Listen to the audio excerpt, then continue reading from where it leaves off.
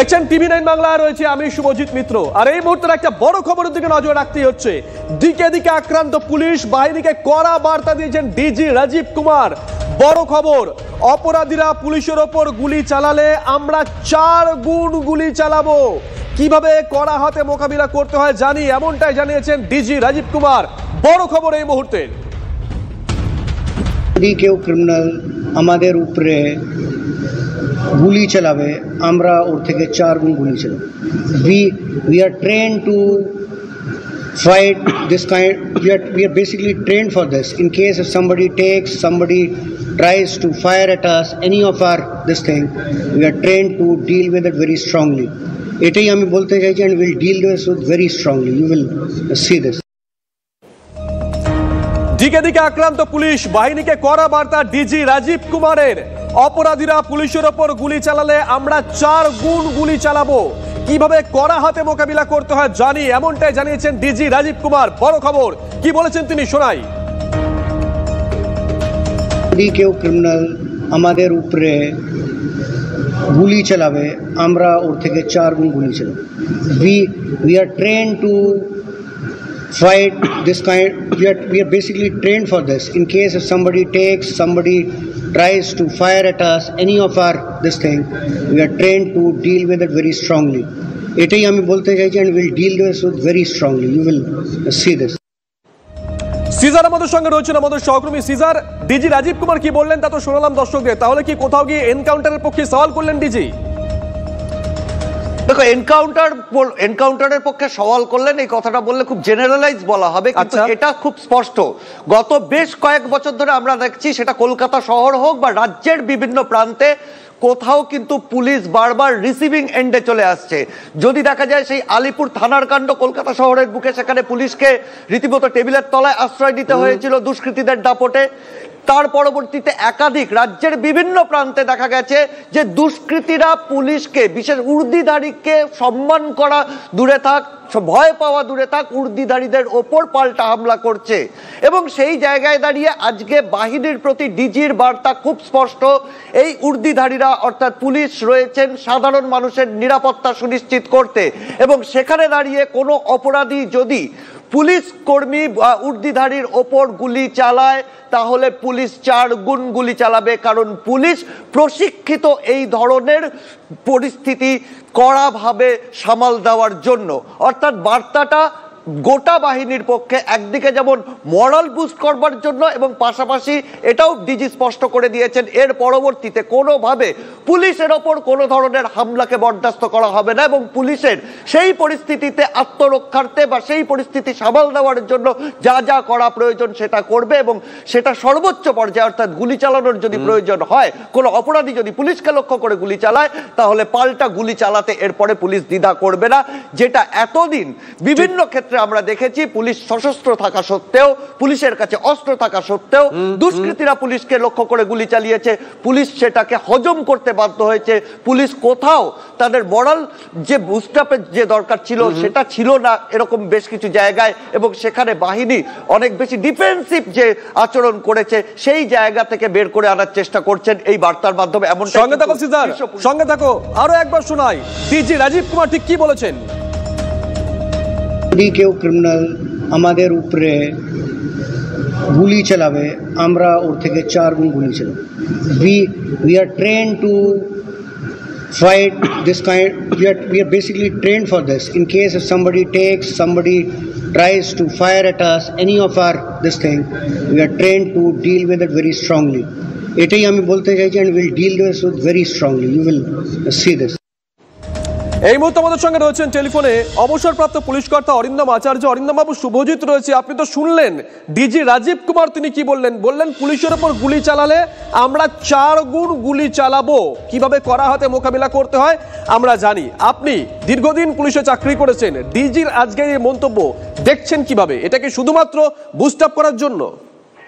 দেখুন, মিস্টার রাজীব কুমার অত্যন্ত দক্ষ অফিসার। উনি যেটা বলেছেন সেটা উনি ওনার চিন্তা ভাবনা বলেছেন। কিন্তু ধরুন, আমি যদি একটা থানা অফিসার ইনচার্জ হই, বা আমি যদি বলুন একটা জায়গা মবের কাছে যাচ্ছি, আমি যদি একটা তদন্ত করতে যাচ্ছি, আমাকে যদি ডিজি অর্ডার নাও দেয়, আমাকে যদি ডিজি অর্ডার নাও দেয়, এসপি অর্ডার নাও দেয়, তাহলে আমাকে যারা গুলি করবে, আমার রাইট অফ প্রাইভেট ডিফেন্স আমাকে পুরো অধিকার দিয়েছে তাকে গুলি করে হত্যা করা।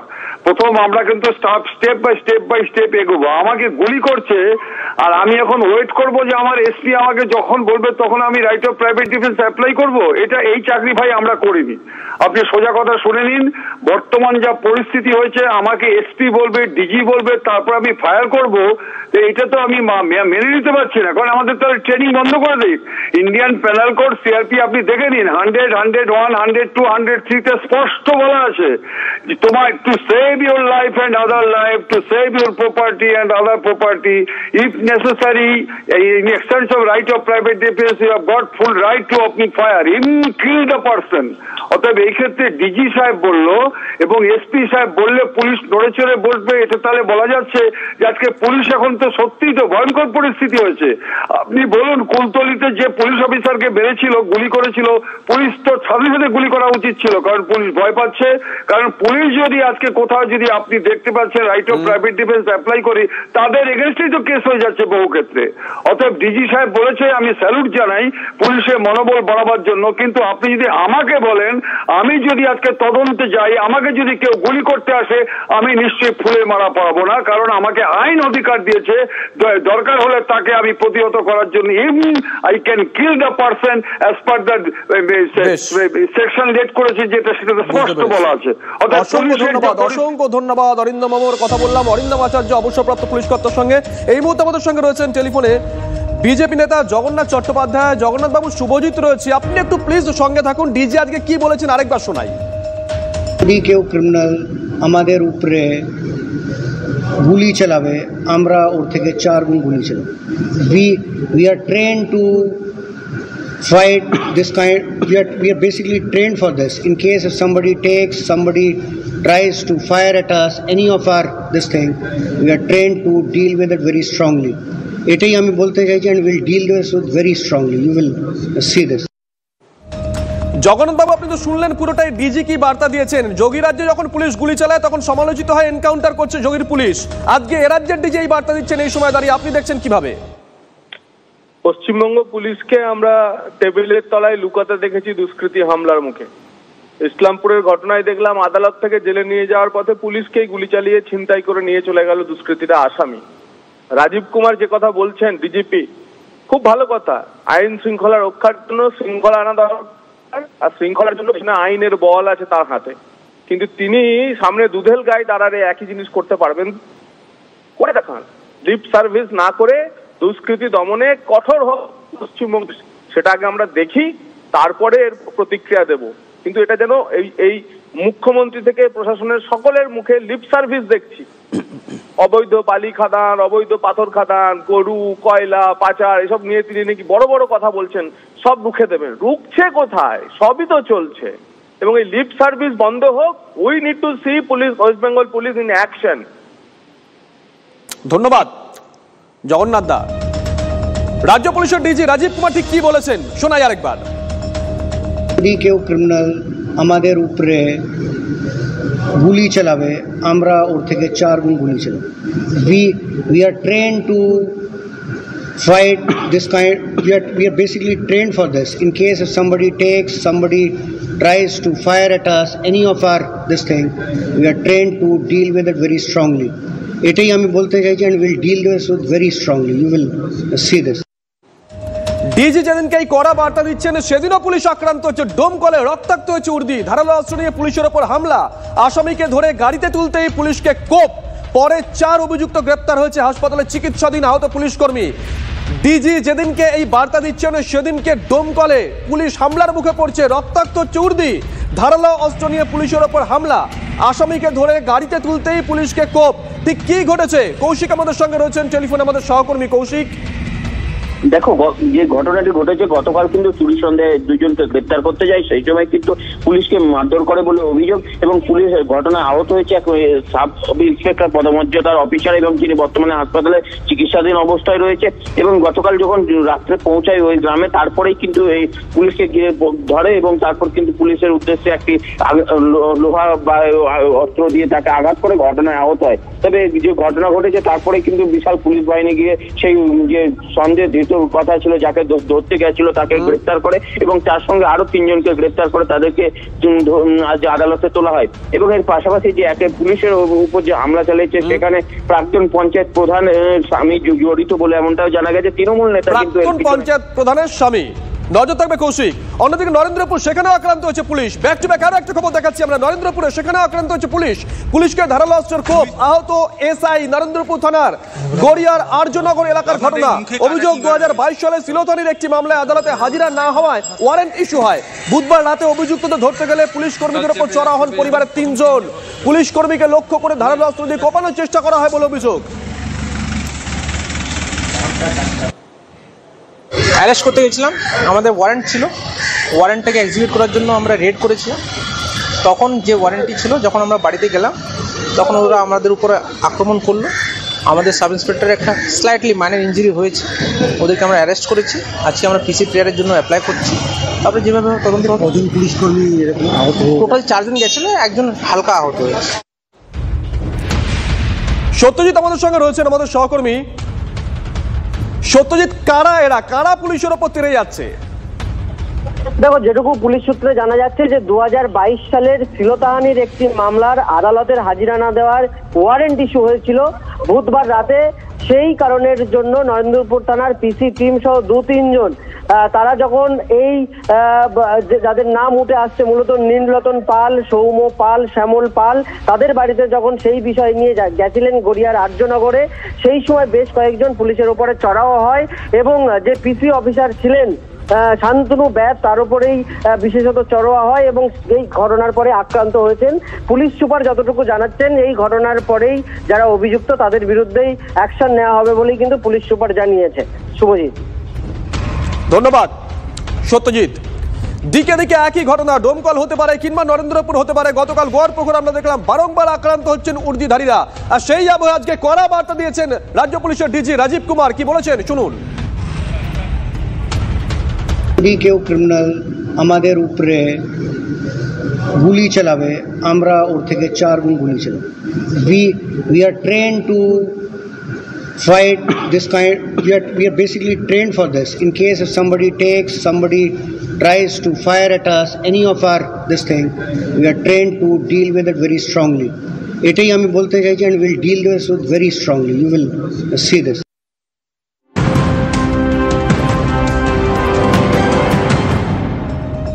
এদিকে মেদিনীপুর মেডিকেল কলেজে প্রসূতি মৃত্যুর ঘটনায় সাসপেন্ড 12 জন চিকিৎসক। তাদের মধ্যে 6 সিনিয়র চিকিৎসক, 6 জন জুনিয়র মানে পিজিটি। কর্তব্যে গাফিলতির জন্য মেদিনীপুর মেডিকেলের আরএমও, এমএসভিপি সহ 12 জন চিকিৎসককে সাসপেন্ড করা হয়েছে, এমনটাই বললেন মুখ্যমন্ত্রী। স্যালাইন ক্যান্টের পিছনে অন্য কাহিনী থাকতে পারে তো মুখ্যমন্ত্রীর।